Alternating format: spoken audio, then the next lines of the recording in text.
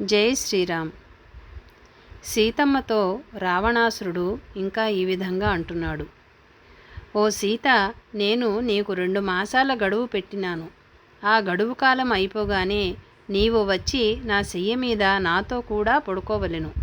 అట్లా నీవు నన్ను భర్తగా వరించకపోయినట్లయితే గడువు అయిన మరుసటి నాడు నా ప్రాతకాల భోజనం కోసము నిన్ను నా వంటి ఇంట్లో చీల్చివేస్తాను అని బెదిరించినాడు.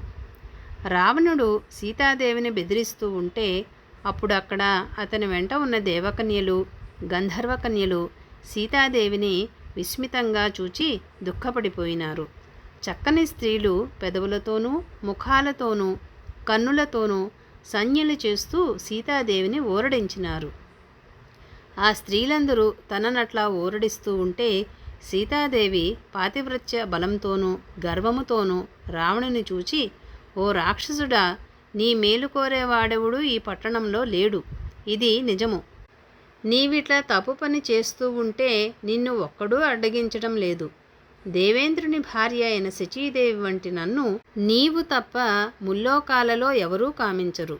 అమిత తేజోవంతుడైన రామప్రభువు భార్యతో నీవు కాబట్టి ఈ పాపిష్టి మాటలు అన్నావు.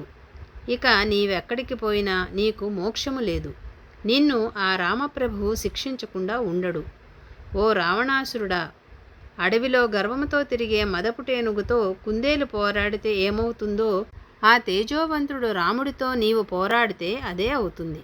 రాముడిని దూరంగా పంపించి నీవు నన్ను దొంగలించుకుని వచ్చావు. నీకు సిగ్గువేయడం లేదా? నీవింతవరకు ఆ రామప్రభువు కంటపడలేదు. ఓ రాక్షసుడా, నల్లగాను తేనె రంగులో ఉన్న నీ క్రూర నేత్రాలు రాలి క్రింద పడిపోవలెను. నేను ఆ ధర్మాత్ముని భార్యను, దశరథ మహారాజు కోడలిని. నీవు నన్ను అన్న మాటలకు నీ నాలుకలు చీలికలైపోవలెను.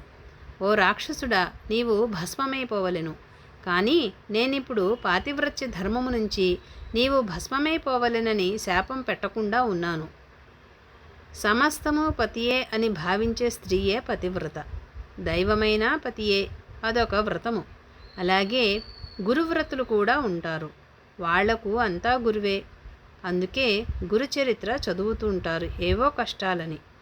అందులో మొట్టమొదటగా వచ్చే కథే అది.